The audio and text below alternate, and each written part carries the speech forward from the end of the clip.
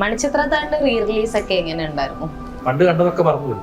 കാരണം പുതിയ തിയേറ്ററിൽ 4K അറ്റ്മോസ്ഫിയറിൽ ഒരു പുതിയൊരു പടം കാണുമ്പോൾ ആ സിനിമ എന്നും ഫ്രഷ് ആണല്ലോ. അതിന് 10 കൊല്ലം കഴിഞ്ഞ് റിലീസ് ചെയ്താലും നമുക്ക് ആ ഫീൽ തന്നെ കിട്ടും. ഒരു സീൻ പോലും ഒരു ഷോട്ട് പോലും ആ സിനിമയിൽ കട്ട് ചെയ്ത് മാറ്റിയിട്ട് ഇറക്കാനില്ല. അന്നത്തെ കാലഘട്ടത്തിൽ അങ്ങനെയായിരുന്നു കഥ, അല്ലെങ്കിൽ അന്നത്തെ സിറ്റുവേഷൻ അങ്ങനെയായിരുന്നു. അവിടെ കുറെ സെന്റിമെന്റ്സും കാര്യങ്ങളും കൂട്ടി കുറെ കാര്യങ്ങൾ ചേർത്ത് വെച്ചു. അപ്പൊ അതൊന്നും ഇന്നത്തെ കാലത്ത് പറ്റൂല. അപ്പൊ അതൊക്കെ നമുക്ക് കട്ട് ചെയ്യാം എന്ന് പറയേണ്ട ആവശ്യം പടത്തിനില്ല. കാരണം അത് ഏത് കാലത്തും ഒന്നും കട്ട് ചെയ്യണ്ട. അപ്പൊ ആരോപണങ്ങൾ വരുന്നു, എല്ലാം എങ്ങനെ മാനേജ് ചെയ്യുന്നുണ്ട്, എങ്ങനെ അതിനോട് റിയാക്ട് ചെയ്യുന്നു? ഓരോ സിനിമയിൽ ഒരുപാട് ആർട്ടിസ്റ്റുകളുണ്ടാവും, ആർട്ടിസ്റ്റ് ഒരുപാടുണ്ടാവും. എത്രയോ ആൾക്കാർ നമ്മോട് ഫോൺ നമ്പർ മേടിക്കുന്നുണ്ട്. ഞാനൊക്കെ ജനകീയനാണ്, ഞാനിങ്ങനെ ഹൈ ലെവലിൽ മാത്രം നിൽക്കുന്ന ആളല്ല. അങ്ങനെ നിൽക്കുന്ന ഒരാളാണെങ്കിൽ ഒരു കുഴപ്പമില്ലായിരുന്നു. ഇനി അങ്ങനെ നിൽക്കാൻ പോട്ടെ, അത് വേറെ കാര്യം. പാവമായിട്ടൊന്നും കാര്യമില്ലെന്ന് മനസ്സിലായി. കുറ്റാരോപിതൻ എന്ന് പറയുന്ന ആൾ ഒരിക്കലും പ്രതിയല്ല, അക്യൂസ്ഡ് ആണ്. കുറ്റാരോപിതൻ മാത്രമാണ്. കോടതിയാണ് അല്ലെങ്കിൽ നമ്മുടെ നിയമവ്യവസ്ഥയാണ് പറയുന്നത് ഇയാൾ കുറ്റക്കാരനാണോ അല്ലയോ എന്ന് തീരുമാനിക്കുന്നത്. അപ്പൊ ആർക്കും ആരെ കുറിച്ചിട്ട് എന്തും പറയാം. പ്രത്യേകിച്ച് ഇന്നത്തെ ഒരു കാലഘട്ടത്തിൽ ഇൻഡസ്ട്രിക്ക് ഇപ്പൊ കുറച്ച് ആൾക്കാർ അല്ലെങ്കിൽ 1-2 ആൾക്കാർ ചെയ്യുന്നതിന് മുഴുവൻ ഇൻഡസ്ട്രിയെ കുറ്റപ്പെടുത്തുന്ന ഒരു സംഭവം മീഡിയയിൽ വരുമ്പോൾ തന്നെയാണ് പ്രശ്നങ്ങൾ വരുന്നത്. പൈസ മുടക്കാൻ ഇപ്പൊ ഞാൻ എൻ്റെ പൈസ ഉണ്ടെങ്കിൽ ഞാൻ എന്തിനാണ് സിനിമ എടുക്കുന്നത് ചോദിച്ചു പറയാം.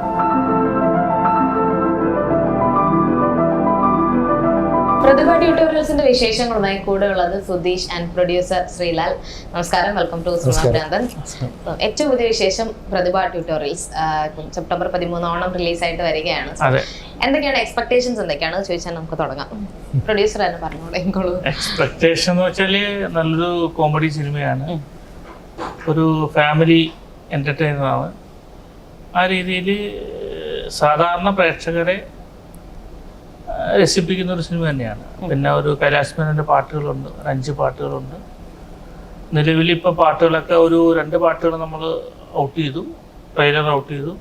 നല്ല റെസ്പോൺസ് ആണുള്ളത്, പോകുന്നു. അങ്ങനെ ഇയാള് പറയുന്ന പോലെ നല്ല കേട്ടോ, നല്ല സിനിമ, നല്ല രസമുള്ള സിനിമ, നല്ല രസമായിട്ട് 2 മണിക്കൂർ നേരം നോക്കിയിട്ട് കണ്ടിരിക്കാൻ പറ്റും. ഓണത്തിനൊക്കെ സുഖമായിട്ട് പോയിട്ട് എൻജോയ് ചെയ്യാൻ പറ്റിയ സിനിമയാണ്. ഓണം റിലീസിന്റെ കൂടെ ഒരു ഭയങ്കര ഒരു കോമ്പറ്റീഷൻ ടൈം കൂടെ ആണല്ലോ ഓണം എന്ന് പറയുന്നത്. ആ സമയത്ത് ഇറങ്ങുന്ന സിനിമകളുടെ കൂടെ ഇതും റിലീസ് ചെയ്യും. അതെ, ആക്ച്വലി നമ്മള് സെപ്റ്റംബർ 6 ആദ്യം ഞാൻ പ്ലാൻ ചെയ്തിരുന്നത്. പിന്നെ മമ്മൂക്കയുടെ പിന്നെ ബസൂക്കയും മറ്റേ ലാലേട്ടന്റെ ബറൂസും ഉണ്ടായിരുന്നു. അത് രണ്ടും മാറിപ്പോയി. അങ്ങനെ വന്നപ്പോ പിന്നെ 13-ാം തീയതിക്ക് ഷിഫ്റ്റ് ചെയ്ത്. കാരണം 13-ാം തീയതി വേറെ പടമൊന്നുമില്ല. അപ്പൊ ആകെ ഉള്ളത് ടൊവിനോട് മറ്റേ AR ആണ്. അപ്പൊ അതുകൊണ്ടാണ് ആ ഒരു ഡേറ്റ് എടുത്ത്.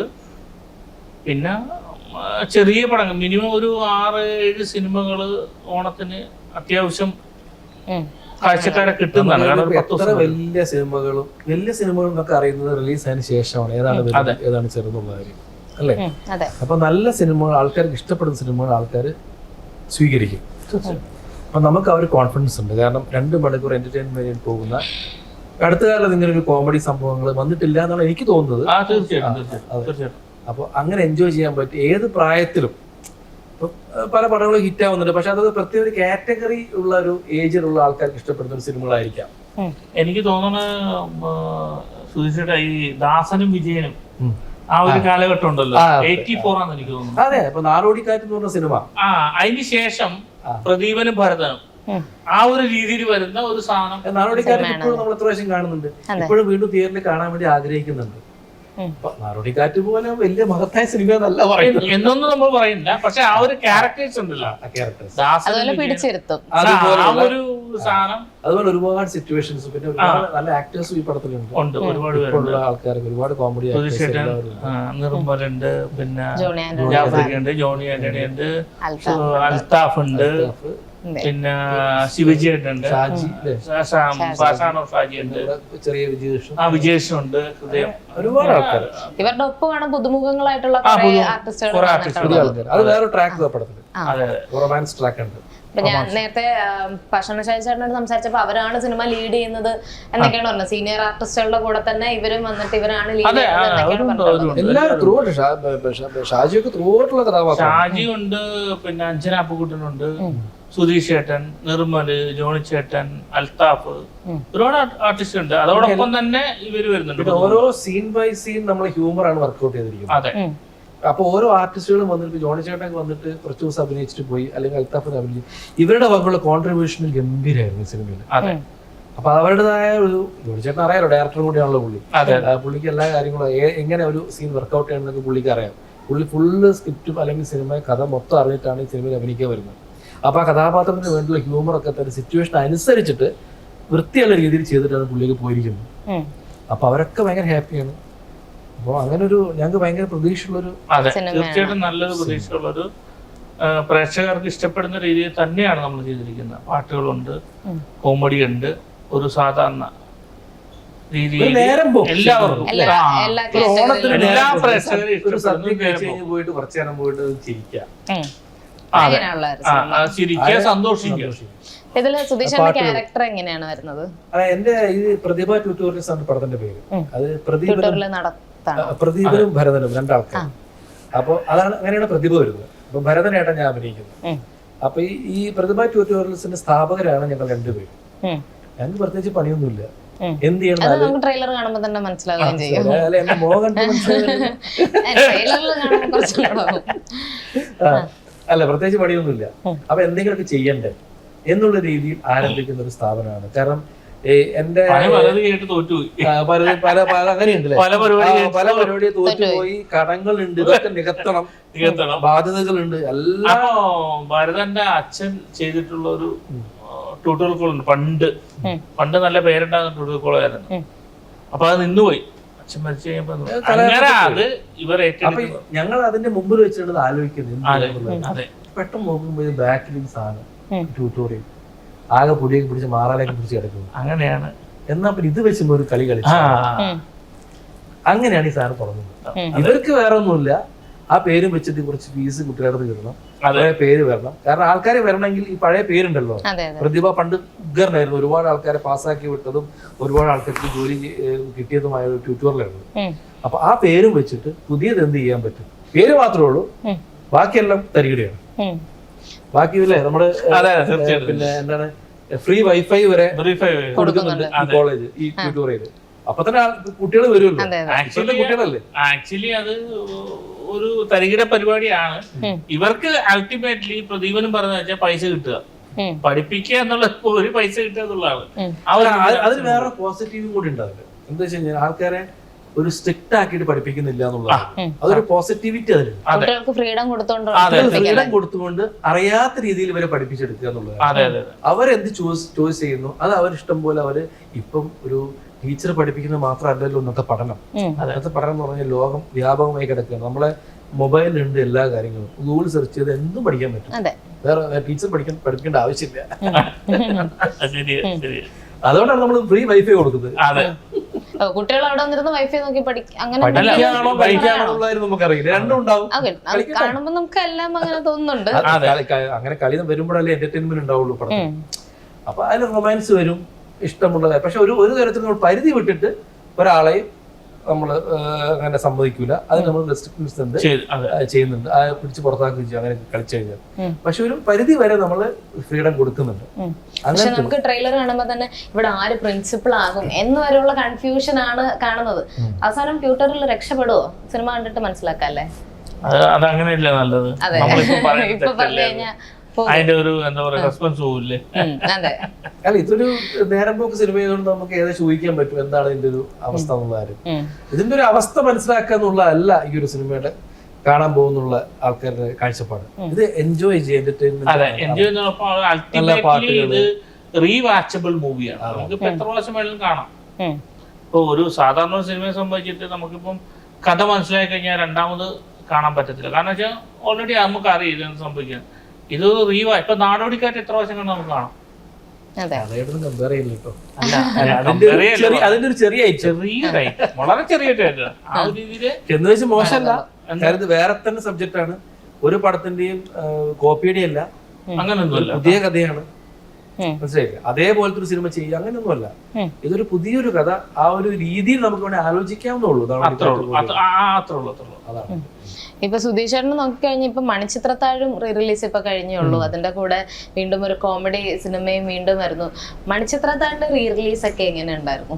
ഗംഭീരമായിരുന്നു, ഭയങ്കര റെസ്പോൺസ് ആയിരുന്നു. കാരണം ഞാൻ ആ സിനിമ വീണ്ടും കണ്ടപ്പോൾ എനിക്കൊരു ആദ്യമായിട്ട് സിനിമ കാണുന്ന പോലെ ഫീൽ ചെയ്തു. മണിച്ചിത്രത്താഴ് പണ്ട് കണ്ടതൊക്കെ മറന്നുപോയി. കാരണം പുതിയ തിയേറ്ററിൽ 4K അറ്റ്മോസ്ഫിയറിൽ ഒരു പുതിയൊരു പടം കാണുമ്പോൾ അത് ആ സിനിമ എന്നും ഫ്രഷ് ആണല്ലോ. അതിന് 10 കൊല്ലം കഴിഞ്ഞ് റിലീസ് ചെയ്താലും നമുക്ക് ആ ഫീൽ തന്നെ കിട്ടും. അതാണ് ആ സിനിമയുടെ പ്രത്യേകത. കാരണം നിങ്ങളെന്നാൽ ഒരു സീൻ പോലും ഒരു ഷോട്ട് പോലും ആ സിനിമയിൽ കട്ട് ചെയ്ത് മാറ്റിയിട്ട് ഇറക്കാനില്ല. അന്നത്തെ പോലെ തന്നെ ഒന്ന് ഇറക്കിയിരിക്കുന്നു. അപ്പൊ അന്നത്തെ കാലഘട്ടത്തിൽ അങ്ങനെയായിരുന്നു കഥ, അല്ലെങ്കിൽ അന്നത്തെ സിറ്റുവേഷൻ അങ്ങനെയായിരുന്നു. അവിടെ കുറെ സെന്റിമെന്റ്സും കാര്യങ്ങളും കൂട്ടി കുറെ കാര്യങ്ങൾ ചേർത്ത് വെച്ചു. അപ്പൊ അതൊന്നും ഇന്നത്തെ കാലത്ത് പറ്റൂല. അപ്പൊ അതൊക്കെ നമുക്ക് കട്ട് ചെയ്യാം എന്ന് പറയേണ്ട ആവശ്യം പടത്തിനില്ല. കാരണം അത് ഏത് കാലത്തും ഒന്നും കട്ട് ചെയ്യണ്ട. അപ്പൊ ഇപ്പൊ ചില സിനിമ മുമ്പ് ഇറങ്ങിയ സിനിമകളിലൊക്കെ ഒരു ഏരിയ മൊത്തം കട്ട് ചെയ്തിട്ടാണ് ഇറക്കിയിരിക്കുന്നത്. അതിന്റെ ആവശ്യം പടത്തിനില്ല. അത് അതേപോലെ എന്നും ഇറക്കാം, ഇന്നും ഇറക്കാം, നാളെ ഇറക്കാം, എപ്പോഴും ഇറക്കാം. അതാണ് ആ പടത്തിന്റെ പ്രത്യേകത. ഇനി ഒരു 5 വർഷം കഴിഞ്ഞാലും ഇതേ രീതിയിൽ ഇറക്കിയാലും വീണ്ടും അതിന് ഓഡിയൻസ് ഉണ്ടാകും. എനിക്ക് ഞാൻ ഫസ്റ്റ് ടൈം ആയിരുന്നു തിയേറ്ററിൽ എക്സ്പീരിയൻസ് ചെയ്തത്. അപ്പൊ ഈ ചില സൗണ്ട് ഒക്കെ നമുക്ക് ഇപ്പോഴാണല്ലോ അത്രയും ആ ഒരു രീതിയിൽ എക്സ്പീരിയൻസ് അത് കുറച്ചുകൂടെ ഒരു കൂട്ടി ആ എക്സ്പീരിയൻസ് കൊടുത്തിട്ടുണ്ട്. പക്ഷെ അതിന്റെ ഒരു ക്ലാരിഫിക്കേഷൻ അതിന്റെ പിക്ചറിൽ ഒന്നും മാറ്റിയിട്ടൊന്നുമില്ല. അതൊക്കെ അതേപോലെ തന്നെ ചെയ്തിട്ടുണ്ട്. ഒരു ഗംഭീര റെസ്പോൺസ് തന്നെ കിട്ടുകയും ചെയ്തു. അതുപോലെ തന്നെ ഇപ്പം മലയാളം ഇൻഡസ്ട്രിയിൽ നോക്കിക്കഴിഞ്ഞാൽ ഒരുപാട് പ്രശ്നങ്ങൾ വന്നുകൊണ്ടിരിക്കുന്ന സമയമാണ്. അതെന്തായിരുന്നു? ഒരുപാട് പ്രശ്നങ്ങൾ വന്നുകൊണ്ടിരിക്കുന്നു. അതെ,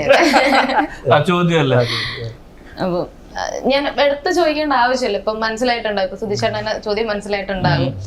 ഈ പ്രശ്നങ്ങളോട് എങ്ങനെയാണ് ഇപ്പൊ റിയാക്ട് ചെയ്യുന്നത്? അതിന്റെ കൂടെ തന്നെ സിനിമ റിലീസും വരുന്നു, ഇങ്ങനെയുള്ള പ്രശ്നങ്ങളും വരുന്നു, ആരോപണങ്ങൾ വരുന്നു, എല്ലാം എങ്ങനെ മാനേജ് ചെയ്യുന്നുണ്ട്? എങ്ങനെ അതിനോട് റിയാക്ട് ചെയ്യുന്നു? ഞാൻ പറഞ്ഞോട്ടെ, ഈ ആരോപണ പേരെന്താ പറഞ്ഞ ജ്യോതിഷ. ഇപ്പൊ ആരോപണങ്ങൾ എന്ന് പറഞ്ഞാല് നമ്മുടെ ജുഡീഷ്യറിയുടെ ഒരു സിസ്റ്റം വെച്ചിട്ട് ആർക്കും ഉന്നയിക്കാം. ഇപ്പൊ നിങ്ങളെ കുറിച്ചിട്ട് വേറെ ആൾക്ക് പറയാം, എന്നെ കുറിച്ചിട്ട് പറയാം, ഇദ്ദേഹത്തെ കുറിച്ചിട്ട് പറയാം. ആരോപണങ്ങൾ ആർക്കും ഉന്നയിക്കുന്ന ഒരു സംഭവമാണ് നമ്മുടെ ജുഡീഷ്യറി ഉള്ളത്. ഈ കുറ്റാരോപിതൻ എന്ന് പറയുന്ന ആൾ ഒരിക്കലും പ്രതിയല്ല, അക്യൂസ്ഡ് ആണ്. അപ്പൊ നിങ്ങളൊരു കുറ്റം പറഞ്ഞു, ഇദ്ദേഹത്തെ കുറിച്ച് പറഞ്ഞാൽ, എന്നെ കുറിച്ച് പറഞ്ഞാൽ കുറ്റാരോപിതൻ മാത്രമാണ്. കോടതിയാണ് അല്ലെങ്കിൽ നമ്മുടെ നിയമവ്യവസ്ഥയാണ് പറയുന്നത് ഇയാൾ കുറ്റക്കാരനാണോ അല്ലയോ എന്ന് തീരുമാനിക്കുന്നത്. ഇതാണ് നമ്മുടെ നിയമവ്യവസ്ഥ. അപ്പൊ ആർക്കും ആരെക്കുറിച്ചിട്ടും എന്തും പറയാം. പ്രത്യേകിച്ച് ഇന്നത്തെ ഒരു കാലഘട്ടത്തിൽ സോഷ്യൽ മീഡിയയുടെ വരും. ഈ സോഷ്യൽ മീഡിയയുടെ അവസ്ഥ അതിന്റെ പിന്നിലുള്ള ഉദ്ദേശം എന്താണ് നമ്മൾ അന്വേഷിച്ച് കണ്ടെത്തണം. അത്രേ ഉള്ളൂ. അതിപ്പം അവരിപ്പം പോലീസുണ്ട്, കോടതിയുണ്ട്, നിയമമുണ്ട്, അന്വേഷിക്കുക, കണ്ടുപിടിക്കുക എന്നുള്ളൂ. ഇതിപ്പം സുധീഷേട്ടന്റെ സിനിമ ലൈഫിനെയോ അങ്ങനെ ഏതെങ്കിലും രീതിയിൽ അഫക്ട് ചെയ്യുന്നുണ്ട് ഈ ഒരു ആരോപണം? അതിപ്പോ ചേട്ടൻ പറഞ്ഞ പോലെ നമുക്ക് വിശ്വസിക്കാൻ പറ്റില്ല. ആരോപണങ്ങളാണെന്ന് തെളിയിച്ചാലേ നമുക്ക് അതിൽ എന്തെങ്കിലും ആൻസർ പറയാൻ പറ്റുള്ളൂ. തെളിയിക്കണം. ആരോപിക്കുന്ന ആൾ തെളിയിക്കണം. അവിടെയാണ് ഓക്കെ. കേട്ട് കഴിഞ്ഞപ്പോൾ ഉള്ളൊരു ചേട്ടൻ്റെ ഒരു റിയാക്ഷൻ അല്ല, ഒരു റെസ്പോൺസ് എങ്ങനെ തന്നെയായിരുന്നു? അല്ല, എനിക്ക് റെസ്പോൺസ് പറഞ്ഞാൽ നമ്മൾ ചെയ്യാത്തൊരു കാര്യമാണ് ഇപ്പൊ പറഞ്ഞുകൊണ്ടിരിക്കുന്നത്. അപ്പൊ എനിക്ക് വലിയ പ്രശ്നമൊന്നും ഉണ്ടായിട്ടില്ല.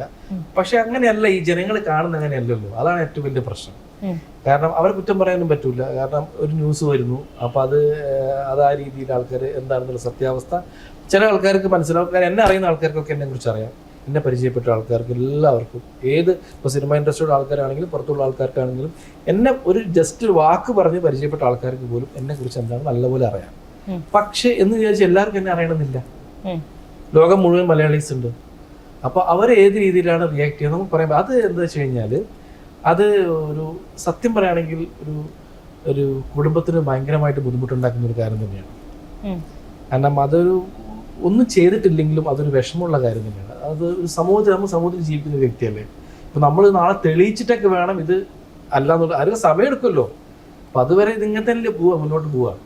അതിനൊരു വിഷമം തീർച്ചയായിട്ടും ഉണ്ട്. ഇപ്പം മറ്റു നടന്മാരുടെ പേരിലും വന്നിട്ടുള്ള ആരോപണങ്ങളും ഒരുപാടുണ്ട്. അതിന്റെ പുറകിൽ കേസ് നടക്കുന്നുണ്ട്.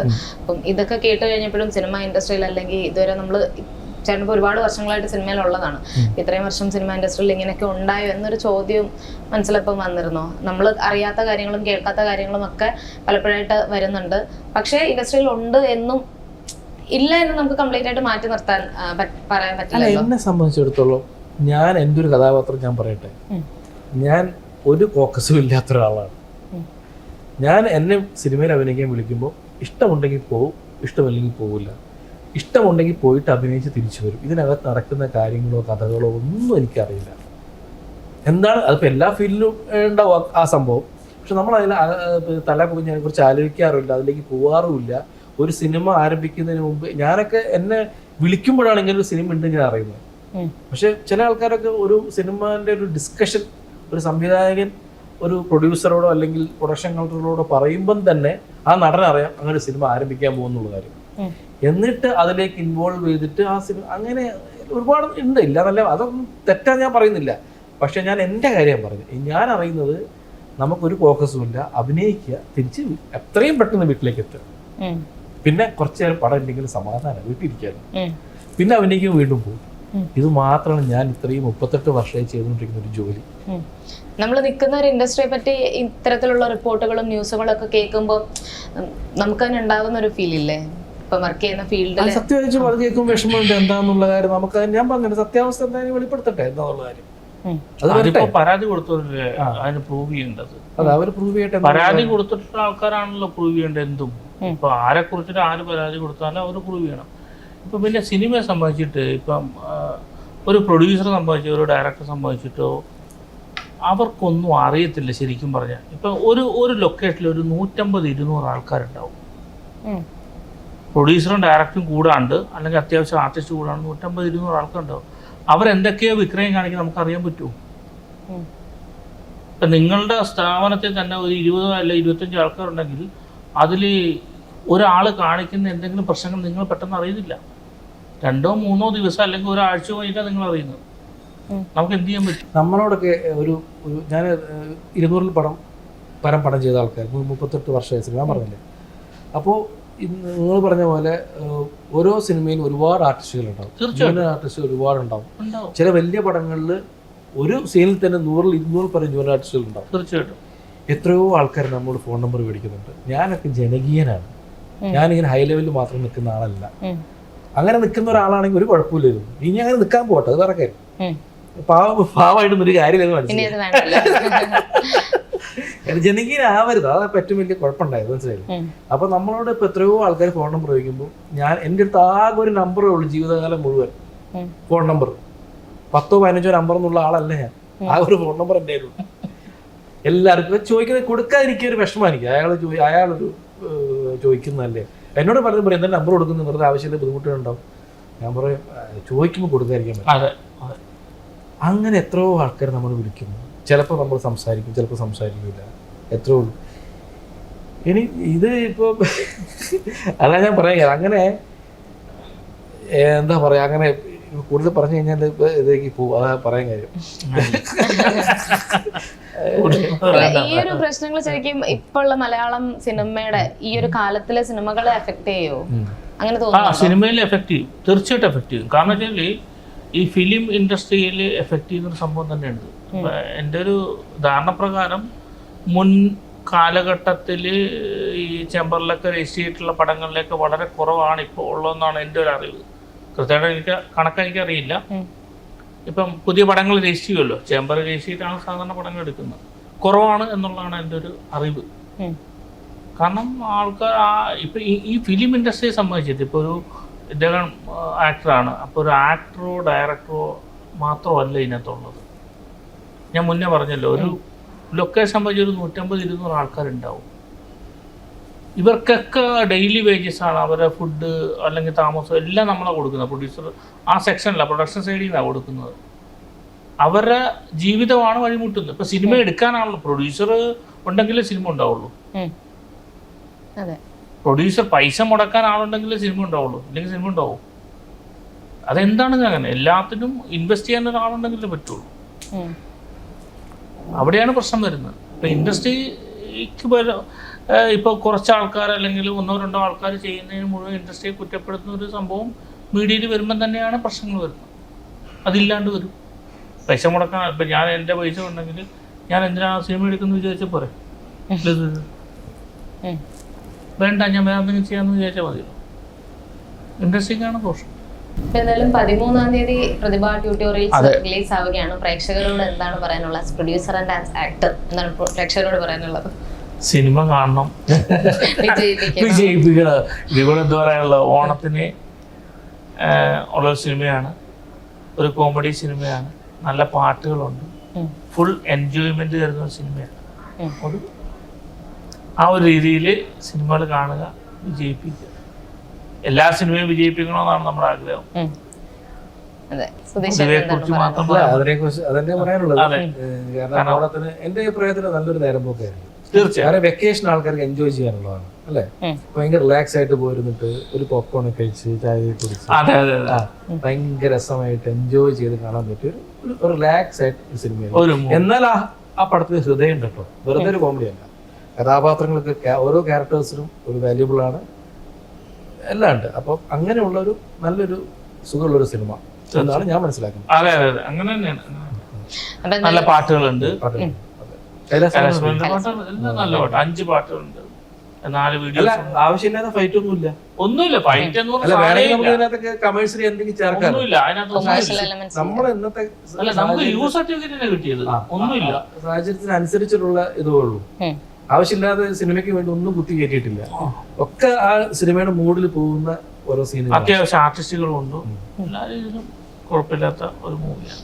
എന്തായാലും സിനിമ വലിയൊരു വിജയമാവട്ടെ എന്ന് തന്നെ ആശംസിക്കുന്നു. ഒരുപാട് സീനിയർ ആർട്ടിസ്റ്റുകളോടൊപ്പം തന്നെ പുതിയതായിട്ടുള്ള ഒരുപാട് ന്യൂ കമേഴ്സും ഈ സിനിമയിലുണ്ട്. അവർക്കും വലിയൊരു ഓപ്പണിംഗ് ആവട്ടെ എന്ന് ആൻഡ് പ്രൊഡ്യൂസർ എന്ന നിലയ്ക്കും ഒരുപാട് വലിയ വിജയം തന്നെ കൊണ്ടുവരട്ടെ ആക്ടറിനും. എല്ലാവർക്കും എല്ലാവിധ ആശംസകളും നേരുന്നു. Thank you so much and all the best and advance happy Onam.